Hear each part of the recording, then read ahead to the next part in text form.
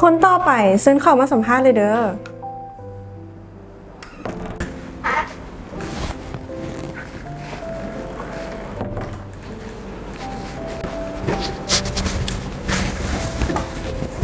สบายดี จ้าสบายดี โดยมื้อนี้น้องมาสมัครเรียน โดยเดี๋ยวน้องแนะนำตัวให้ฟังแน่ โดยน้องซุนินเดออายุ20 ปีหากก็เรียนจบมา พอดีเห็นทางเพจ Facebook ประกาศรับสมัครพนักงานน้องเลยมาสมัครเรียกอยู่บ่นี้ อืมน้องเคยมีประสบการณ์เฮ็ดเวียกมาก่อนบ่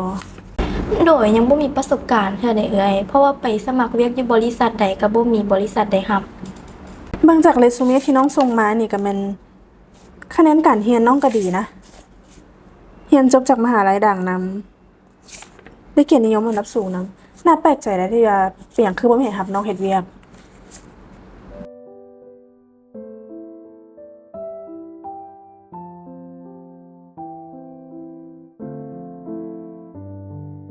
โอเคคำถามสุดท้ายเด้อในทุกๆปีน้องได้กวดสุขภาพบ่ โดยกวด แล้วในตัวน้องนี่มีโรคประจำตัวอีหยังบ่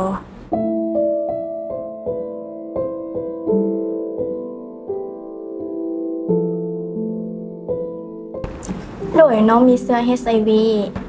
อืมน้องพอที่จะเล่าสู่ให้ฟังได้บ่ โดย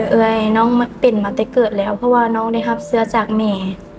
โอเค เดี๋ยวเป็นแล้วเดี๋ยวให้เลขาติดต่อกลับไปหาเด้อ โดยเข้าใจหลายๆเด้อคนต่อไปฉันทำอะไรดีเลย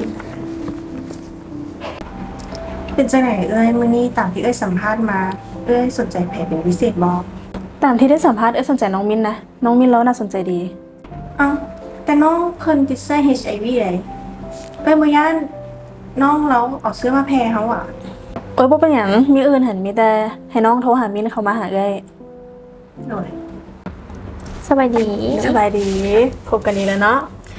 พอดีว่าผ่านการสัมภาษณ์ในห้องก่อนมีความสนใจในตัวน้องก็เลยอยากจะได้น้องมาเฮ็ดเวียกน้ำกัน เอาแท้ว่าแต่ว่าน้องมีเสื้อใดบ่ย้านว่ะ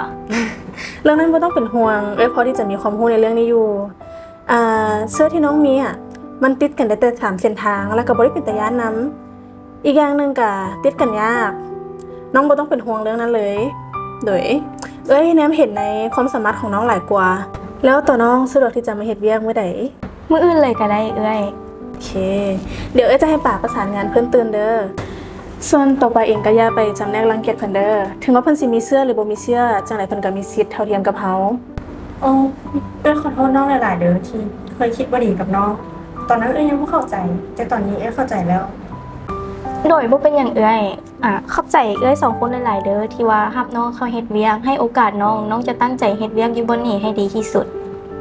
แล้วเรื่องที่น้องติดเสื้อถ้าหากว่าน้องเองบ่สะดวกที่จะบอกไผก็เก็บเป็นความลับได้ และตัวพวกเองก็จะให้ความร่วมมือนำ